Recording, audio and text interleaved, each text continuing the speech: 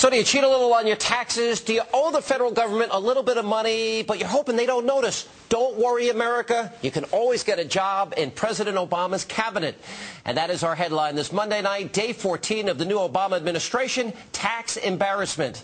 Now, that's the word that Tom Daschle himself used to describe his own failure to pay $128,000 worth of taxes. As Republican Senator Jim DeMint said over the weekend, no wonder Democrats don't mind raising taxes. They don't pay them anyway.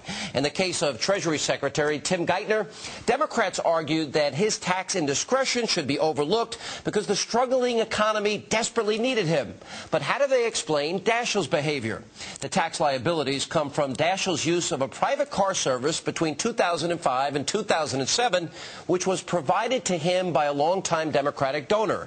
Daschle failed to pay Medicare payroll taxes for the driver and only paid the amount of more than $140,000 only after he was nominated for the cabinet.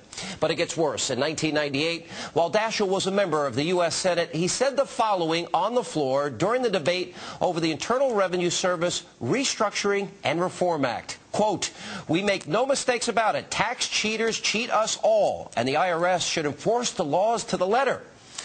Who knew he was talking about himself? And joining us now with more tonight is former Clinton advisor, the author of the New York Times bestseller Fleeced, Dick Morris. You can always get his columns at dickmorris.com. All right, Dick, you don't pay your taxes. You're in a heck of a mood tonight, Sean. You're taking no prisoners. Well, you know something, Dick? He's the one that said if you cheat on your taxes, you're cheating everybody.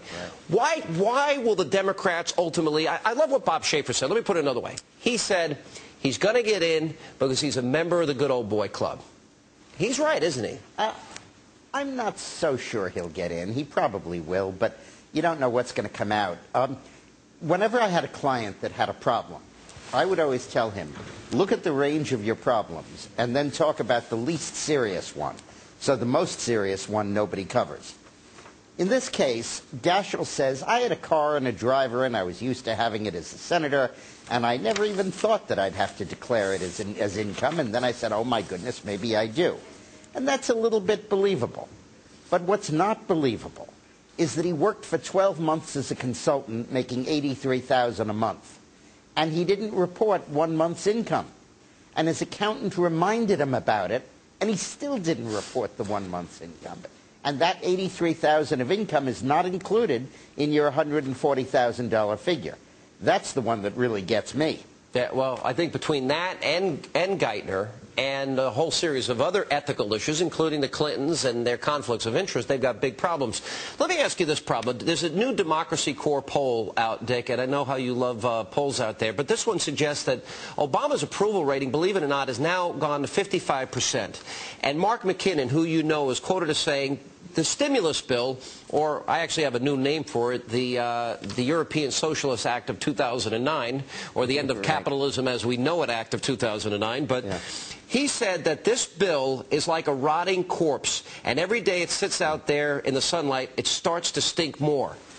I see the same thing happening. I couldn't agree more. You can just feel this thing losing popularity. I'm not sure it yet gets to the level of Obama's favorability rating or job approval. That may take a while. But you can just see the balance shifting.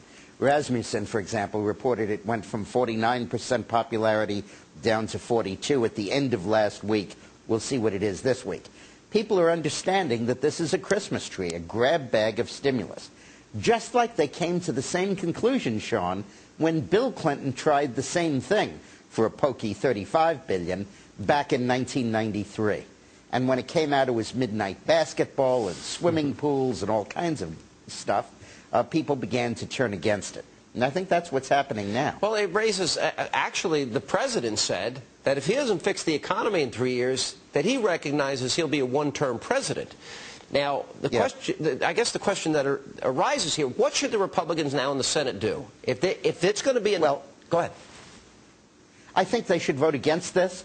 I think they should force major changes in it in order to support anything in it. I think they should orient it much more toward tax cuts, much less toward spending increases. But I just want to caution everyone about this so-called stimulus package. John Maynard Keynes' economic theory said that you put money into the economy, workers go out and spend it, bosses say, hey, the demand is back, the recession's over, and they hire more workers, and the cycle begins to work. But economists have lately decided that's not what happens. They have replaced it with what they call the theory of rational expectations, which is the worker gets $1,000 in the mail from the government. He doesn't think the recession's over. He says, this is a one-shot thing. I'm not going to spend it. And as a result, consumer spending has fallen for 6 consecutive months. And when the employer notices a slight pickup in sales, he says, the stimulus check is hitting. And he doesn't run out and hire new workers. He banks the money. And what's happening is because people have rational expectations of the future, they're not automatons who spend the money that they get.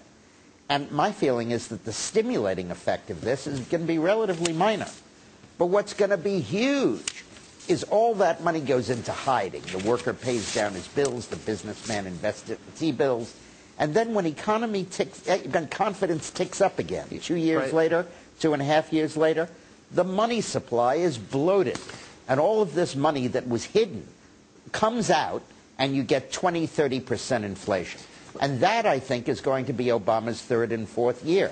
I think he'll be defeated, not because of this recession, but because of the inflation his own stimulus package is causing as we speak. John Kasich's going to join us in our next segment, and he really put us on the path to a balanced budget in '95, he and along with Pete Domenici. So we're going to go over what's in the best interest. Some help from my old boss there, Sean. Well, remember, Clinton was saying between 7 and 9, 8 and 10, and it was Kasich who insisted on CBO numbers. Let me get this last question in.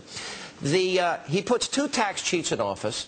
He says that no lobbyists are going to be a part of the administration. He's changed on that pretty quickly. He wants to close Gitmo. He practices bipartisanship by basically reminding everybody he won, and the Republicans are even freezed out of writing the bill and offering alternatives.